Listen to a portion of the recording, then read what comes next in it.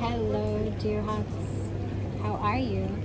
I wanted to check in very quickly about the Black Moon Lilith peaking right now at this exact moment in Scorpio.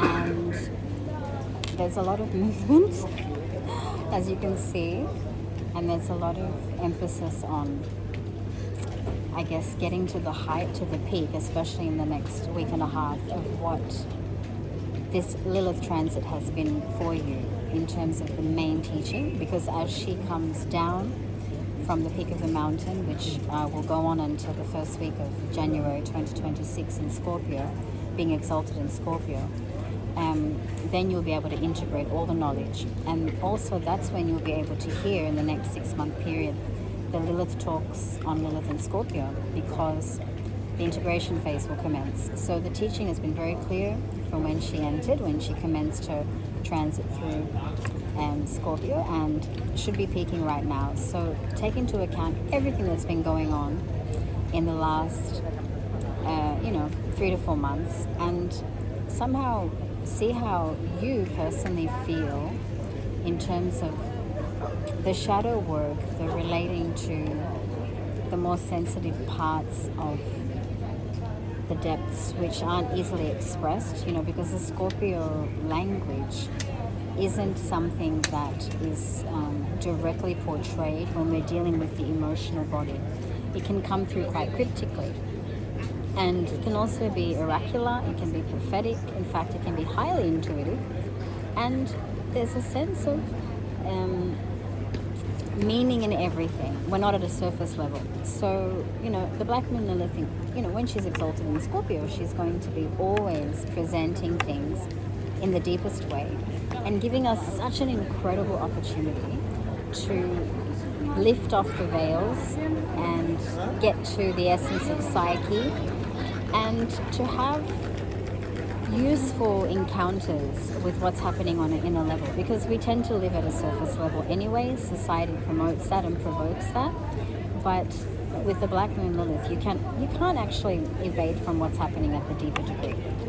So she's very confident in Scorpio, and wants the integration process to take place, is very enthusiastic about that, but has just literally removed so much in the last 3-4 months and given power back to where it was meant to be. Many of us give our power away. Lilith in Scorpio says, no, this isn't anymore a game wherein, the purity of this world can just be disturbed and harmed. Lilith in Scorpio fights for the purity of this earth, especially the great mother goddess in the form of Gaia. She's a patron of this earth.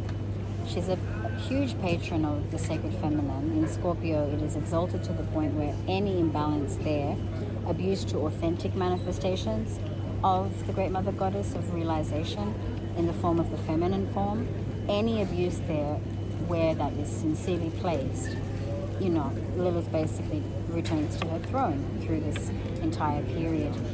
And we get to see who the real authentic leaders are in the physical female form, and also we get to see the real teachings around the urgency to be concerned about where there has been an abuse of purity on this earth.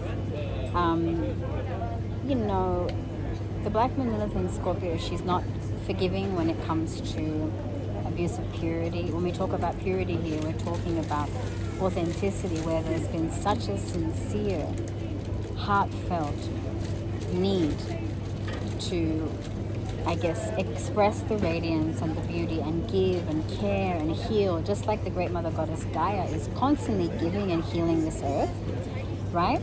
That radiance has been abused, has been disrespected, and then what happens? Automatically, the dimming takes place, at least on an outer level, but there's an abuse there, because why dim something that's beautiful? Why dim something that's radiant? Why dim something that has so much to offer this entire universe?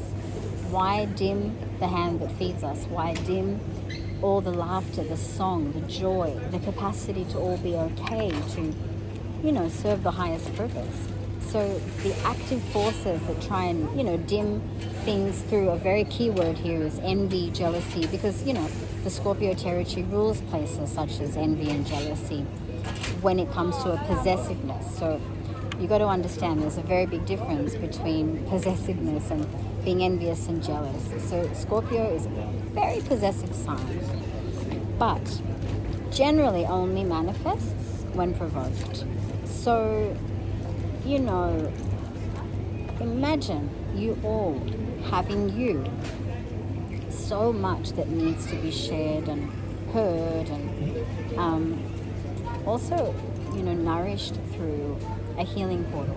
If there's forces at play that stop that make it harder than it should be, that dim the inner radiance, that dim the beauty, the capacity to be happy and share, and, you know, just give to yourself through giving back and being available, you know, being an active, available person on this earth, then naturally there'll come a time when the Black Moon Lilith is going to remind us of where the imbalances have happened. And in Scorpio, it's very extreme. So there'll be very extreme, I guess, teachings. The best thing about this is that there'll be massive endings, you know, where there's been a lot of negativity, people that have been envious, jealous, you know, lack of gratitude where that's happened, people that can't accept their unique contribution to the whole, wherein, you know, we all have to purify, we all have to go through so much. We are the makers of our past, present, future. We are the makers of everything that's taking place in our lives. We're being manipulated by so much all the time, but ultimately we are a unique contribution to the whole. So therefore we are definitely responsible for what we're saying, thinking, doing, especially being a human being. So being at the top of the food chain, you've got to understand that there's this need to be responsible and understand, because we're a unique contribution to the whole, we are definitely going to be purifying, as well as, you know, cultivating our virtues and learning and knowing ourselves, and, you know, embarking on this truth seeker's quest with just so much enthusiasm. But there is a purificative process, and that's the main part of divine alchemy. You know, there are forces that, and, you know, Lilith and Scorpio really wants to talk about this. There are forces that try and really harm, okay? For example, if you're happy, if you're at peace, you know, there are forces that want to kind of like remove your capacity to support and, you know, care for this earth in that state. So perhaps try and remove the peace by conflict, by all sorts of things, you know, where there's peace, there's a lack of peace. So, you know, there's two sides to the coin. And these forces, obviously they're doing it when they do try and disturb us, okay? And if it's coming from an external platform, because there's a lacking in them. So if we're doing anything based on authenticity, you know, if we need to confront, if we need to create conflict because we care, because we're concerned, that's a very different ballgame. But if there is actually sincere peace and concern and a lot of goodness in someone, and they're trying really hard to help and support others, and generally just, you know, be a joyous grace on this earth and do their best. If there are forces that are against that because of their own choice to have envy or jealousy or what have you, this is called an obstructive force. So the way to clear that and purify that, there are many ways to do it, but, you know, Lilith and Scorpio is definitely capable of bringing a lot of scenarios into our lives about these types of forces, and just the play between the negative forces, the harmful malefic forces versus the, you know, benefactors.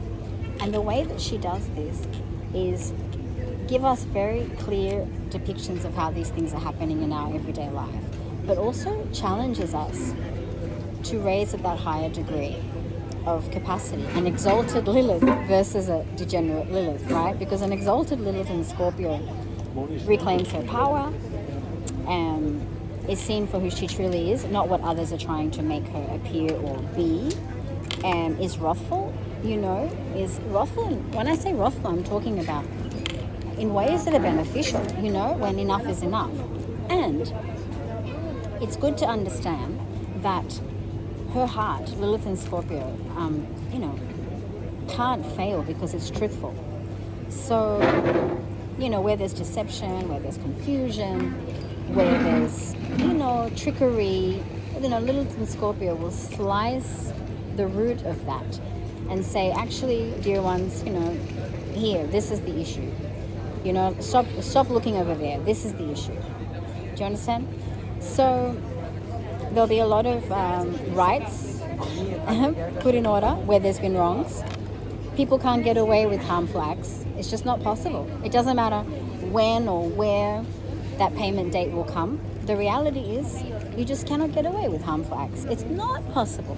So, you know, it's ignorant to think, very ignorant to think that we can do whatever we want and there won't be repercussion. Sometimes there's conscious harm, like we're harming people consciously, and that's even worse than not doing it consciously, doing it out of like an ignorant state. So when there's a conscious like understanding that I'm actually harming someone or something, you know, I'm like, you know, polluting the earth, and I'm aware of it. I have a piece of rubbish and I'm going to throw it on the floor, and I know that I'm doing that, like somewhere in nature, plastic, for example. It's a very, very basic example.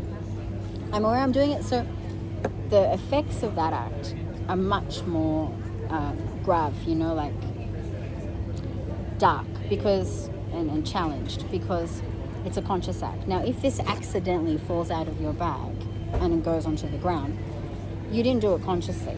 It was an accident. If you do it but you don't know you did it, you had no idea, right?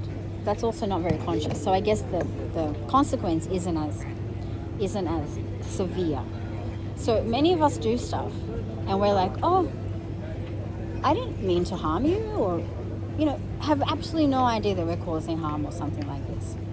So there are divine orders and judges that, you know, on a celestial level, on a universal level, and even astrological level, you know, and in a very truthful place, who know how to measure all these. It's called divine mathematics. Divine mathematics is one of, you know, it's so crucial to everything, every day that we're engaging in. It's one of the most important factors in this reality. And astrology, authentic astrology, doesn't ever part from that.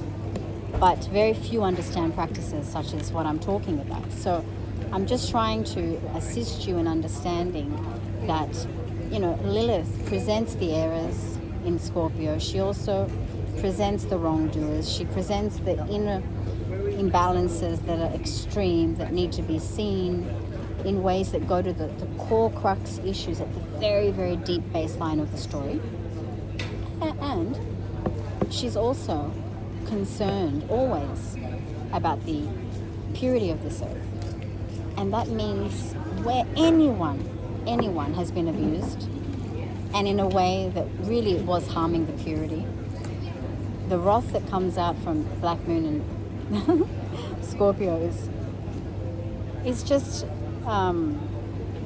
it's a necessary wake-up call, because she comes to really say, okay, payment time, and how dare you, and, you know, we out there, we can't judge, but, you know, these astrological placements and influences can, because they're part of the family, which is divine mathematics. So we've got to understand, you know, there's always going to be a consequence for everything we do, say, or think, you know, always. And one of the funniest parts, and I'm saying this word because it is funny, about, you know, the Black Moon Lilith in Scorpio, is this word of, you know, sexuality and sex, and then there's the need and the urge to understand what that means. But remember, Lilith in Scorpio exalted doesn't have a need for the physical dimension of intimacy. It's actually something very profound. But the most degenerate form of that energy exposes things like the sex industry, human trafficking, you know, where people have abused children, where, you know, children have been sold and basically healed through, you know, all of these degenerate means in the world we're facing today, where they've been taken on to, you know, obviously come out of difficult circumstances. I mean, there's just so much revealing that will happen, and, you know, there's a lot of children actually that are getting birthed right now in this earth, and have no idea the responsibility they have, because what's going to be happening later on is going to be far more complicated on a collective level than the way things seem right now.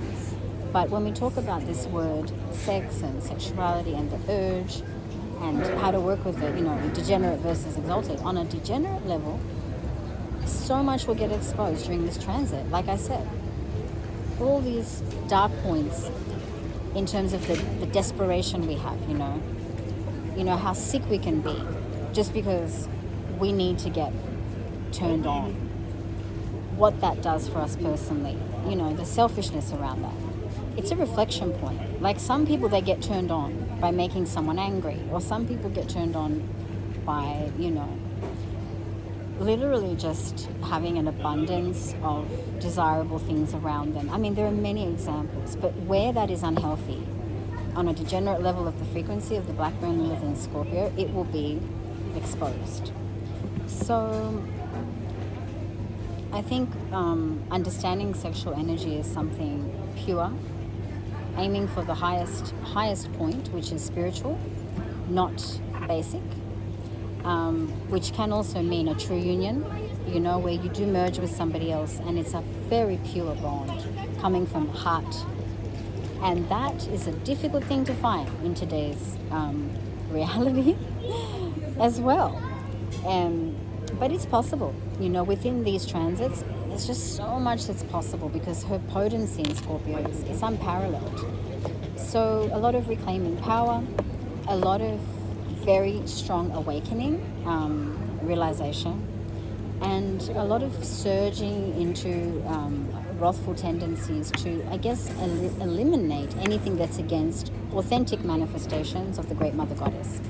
And those who are actually queens and kingdoms, when I say queens, I'm talking about Lilith returning to her throne. She's been demonized. So imagine how many great women of this earth have been demonized. There are so many. If we look at Tibetan Buddhism, Princess Mandarava, who's also coming from the Indian awakened lineages from ancient India, she was demonized. And she's the most realized being.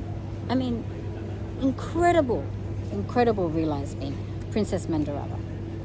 And she had a consort, Guru Rinpoche, Padmasambhava. In fact, it was his first known true love. Mandarava was his first known union, and they truly love each other even until this day. They're inseparable. But everything went against them. So I'm just giving you an example. So many incredible, potent, radiant, queens of various kingdoms of this universe, realized, fully capable women of the world that are really helping and radiating and just beautifying everything they touch, the Midas touch, have been totally envied and just, squashed and attacked because people are terrified of cultivating these qualities themselves. They're terrified of purifying and doing the work necessary, a lot of people, to cultivate all these things themselves. If we cultivate it all ourselves, we will be just like these great beings of the past, present, and future. That's the whole point. It's an inner job. So Lilith and Scorpio helps us remember that. And I personally can't keep blabbering here because I don't want to tire you all about how much I love Lilith and Scorpio and exalted in Scorpio. But, the funny thing, also is revenge. It's another thing that gets misinterpreted.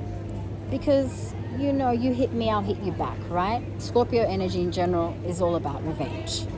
You can't get away with that. You can't get away with that. Because there's a law and order in the Scorpionic divine mathematics of our, universe. Because Scorpionic constellations, they're at the depths of the psyche. They're Plutonian. Once upon a time, they were ruled by Mars, which is divine war, if you look at the exalted, teaching.